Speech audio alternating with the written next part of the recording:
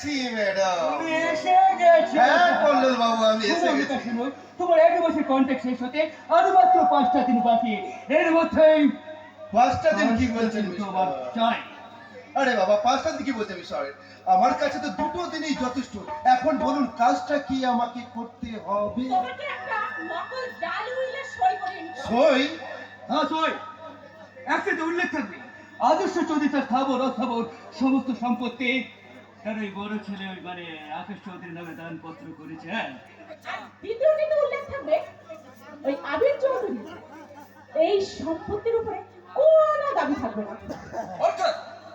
অর্থাৎ আদর্শ চৌধুরী স্থাবর অস্থাবর সমস্ত সম্পত্তির মালিক এই নকল আকাশ চৌধুরী।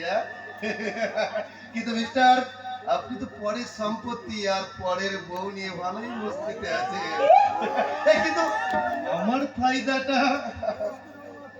এর জন্য আমি তোমাকে 1 লক্ষ টাকা বকশিশ দেবো। বোকা কোথাকারে! আরে বাবা, এত বড় একটা ডিল করো মাত্র 1 লক্ষ টাকা? ওই সম্পত্তি 20% আমাকে লাগবে, আর সাথে লাগবে মাত্র মাত্র একটি রাতের জন্য আপনার এই তুফানে।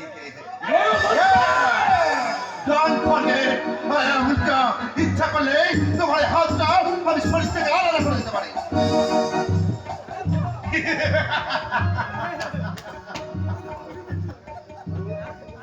ভয় পেয়ে গেলেন মেম সাহেব? আরে আমি তো অভিনয় করছিলাম। আমি বেঈমান নয় মেম সাহেব, ওই সব ভদ্রলোকের মতো চরিত্রহীন কিন্তু আমি নয়।